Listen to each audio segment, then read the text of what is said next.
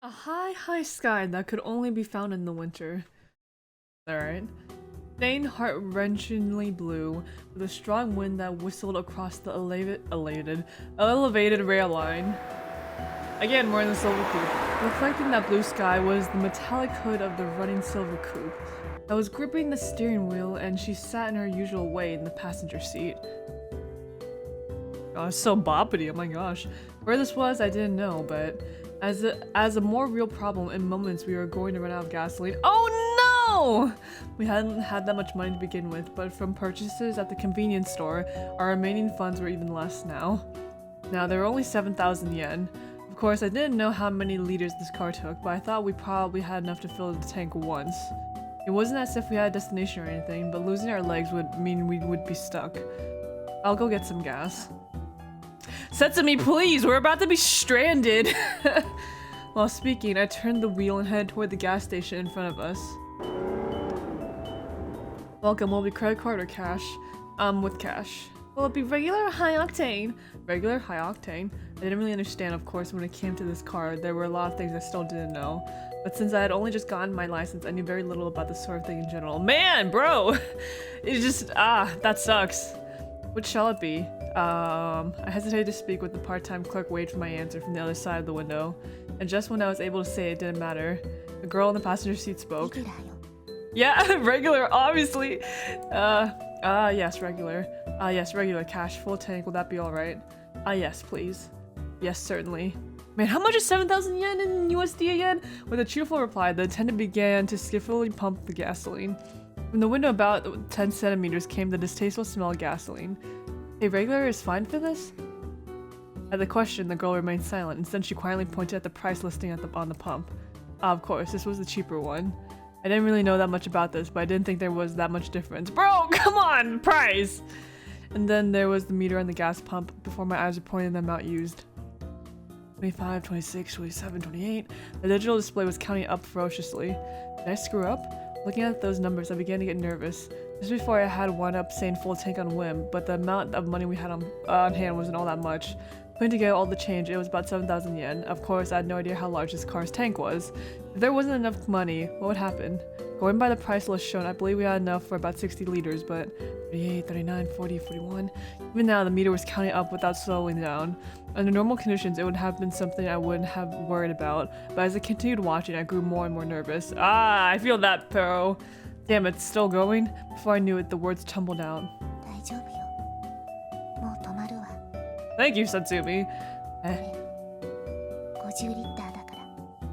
Just as she said, when the meter was between 47 and 48, it stopped. Following that, the sound of a receipt being printed out ran once again. The part-time clerk came back. Thank you for waiting. It comes down to 5,240 yen. Here. From my pocket, I took out and handed a 5,000 yen bill with a crumpled 1,000 yen bill. Here's your change, 760 yen in your seat. Wow, alright, so that's good. Thank you very much. Putting the clerk's bright voice behind us, I once again pulled the car out onto the road before us. Once again, the silver coupe ran. With this, I felt the urgent fear of gas tank to be gone for the moment. And now our remaining funds was just about 2,000 yen. I was also worried about that, but I was also curious about what just happened before. What do you mean what just happened before? Hey, could it be that you know a lot more about cars? No, dude, that's literally everyone knows about cars, but not particularly. Didn't you say this was a 50 liter before? Of course, this much might have just have been a guess or something that was common knowledge. However, previously, she had also known about the roads. Also nagged by the fact I took out the car registration on the dashboard. You would, of course, know this car's name, right? Well, you can think of it as a quiz. Bro, what are you even doing? Are we supposed to find a good place to die? Oh, come on. That's correct, and the specs.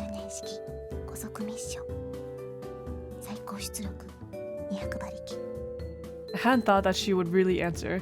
My eyes couldn't help but follow the words on the registration in my hand as the girl finally continued speaking.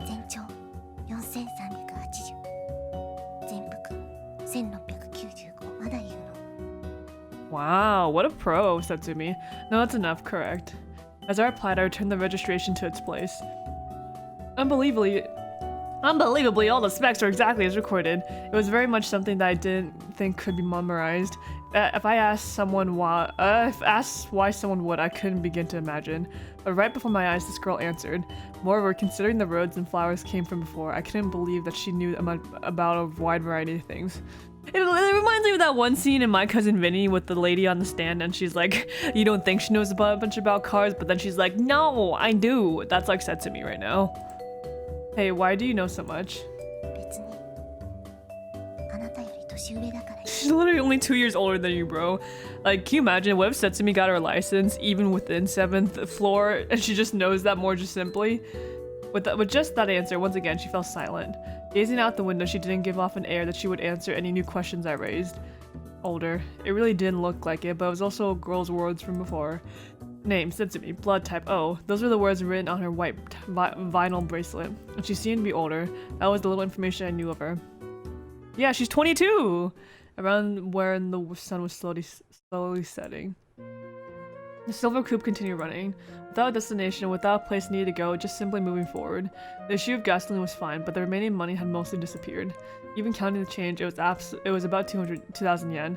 Thinking in terms of buying meals at a convenience store, it would last for 3 or 4 days. Hey, what should we do from now on? I mean, we don't have much money left. And so the girl was as she had always been. She spoke while bringing the rice ball just brought from the convenience store to her mouth. And also, just by continuing to drive like this, without a doubt, the gasoline was being used up. Honestly speaking, doing nothing, just standing still might have just been better. However, doing nothing, being able to do anything, just staying still was painful. While thinking that, I kept driving. From previous experience, when driving on smaller roads, it was just about 3 days before the gasoline ran out. The remaining 2,000 yen used to buy food from the convenience store was similarly 3-4 days worth. Clearly the end of things was coming into sight.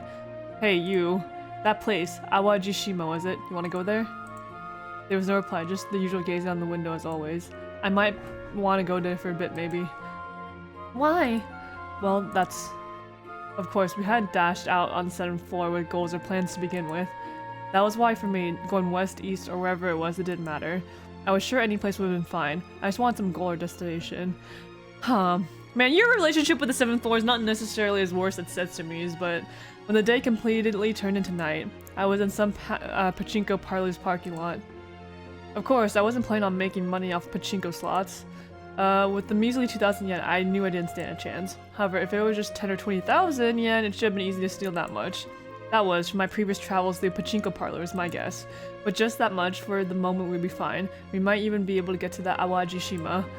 That was why I spoke about my plan to the girl. How about it? Wanna try? No. I see, alright. It was what was expected, but I was plainly refused. From that start, it wasn't as if I was expecting anything from the girl. It wasn't as if I had sought out her help. Explaining my plans to her was more like a declaration. Hold then, wait a bit. No! You're gonna go?!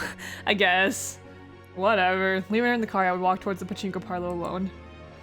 Inside the unexpected crowded shop, there were a number of machines, ball dispensers, and a fair amount of people. Here and there were also a number of stacked cash boxes. Is he gonna rob? Is he gonna steal? Might just be right. Making that decision and head towards the slot corner, that was my target. Oh my god, he's gonna do it. He's gonna lose all his money. After a while, scouting from the aisles, from examining the area, I found one machine. Some middle-aged man who definitely looked like an office worker and had stacked 4 boxes by his feet. Above his head was another two stacked. Moreover, it was a corner machine, and the neighboring machines were empty. From what I had seen before, he also didn't seem to have come with a friend or acquaintance. The conditions were lined up. Most likely in that state, even if one box of his feet were stolen, he wouldn't notice right away. If it was like the similar shops, it should be worth 20,000. Oh, he's gonna steal! Ah! If he had just that much, I simply waited intently for the office worker-like person to head toward the restroom. Eventually, about 30 minutes had passed. Finally, the man stood up from his seat. Quickly following after, I went to the restroom to make sure. Then in a rush, I quickly returned to the slot machine. Next, while checking on the people who were playing the slots and the shop stuff, I slowly approached the machine. Then, in order to avoid suspicion, acting perfectly natural, I pulled a cash box to my feet. No! Crash! At that instant, a tremendous sound raised the slot scattering the floor. Pulled it up. Was the plan. No, I definitely raised it up for once with these hands. However, unable to support the weight, I wound up dropping the entire box on the floor! How embarrassing! God! Run! And then all eyes looked over, wonder what caused the loud racket. I thought I heard the sound of voices, felt the presence of people running over. However, these voices were heard behind me. Already by that time I had 2 meters in front of the shop exit. Slam. Pant. Oh, I missed a line, shit! Turning the wheel, I hurriedly pulled the car out. At that time. Bang, escape strip. Disc. Maybe because I had driven up on the curb or something, and then I would just end up ramming the rear. The nasty scraping sound was the body scraping on something. However, there wasn't time to worry about that. I drove out to the road in front of us. Oh, protagonist! Come on! Oh man, you fuck up on the thing. Ah, how embarrassing. While rubbing my chest, which was almost out of breath, I drove Silver Coupe along the totally dark road. I was a bit worried about the spot that was hit before, but now getting away from the place had priority. Eventually, driving about 10 minutes about when we were totally clear of the Pachinko parlor, I stopped the car by some road and began inspecting the place that was hit earlier. No? Yeah, it's probably nothing major. In the passenger seat, the girl called to me, sounding just a tiny bit worried. As I inspected the damaged area, I answered. From the looks of it, the rear bumper was slightly dented and the muffler's tip was a bit cracked. With just this, there probably wouldn't be a problem driving. Feeling relieved, I let out a sigh. So close. Immediately, I recalled the events in the Pachinko parlor. I'd failed with just a little more to go, but if I did well, then next time I could succeed. Wait, but like your arms basically gave out because you were too weak to carry them, right? Oh man, you should have just like had a claw. No. Actually, I don't know. Maybe something to help him drag it. I figured that even though I hadn't been able to carry the cash box, that was only because I hadn't lifted heavy things in a while. If I prepared from the start, I could probably manage. Itsumi. You're being mistaken. Eh? The you now should be different from the you from before. The girl's words were the girl's words were as if she had seen clear through me, but with just that much weight. Most likely that she was saying was right. I didn't want to admit it, but that me now is different from the me before. Okay, she's just saying you're weaker now because you have like a heart disease? Certainly, with my strength reduced by this much, it was hard to believe I would succeed. Then what should I do? To that question, there came no answer. Just quiet gazing at the stark sky beyond the window. Was that telling me to give up? Oh. Oh wow, is that it? Oh no, we're gonna drive back to the sea? Alright.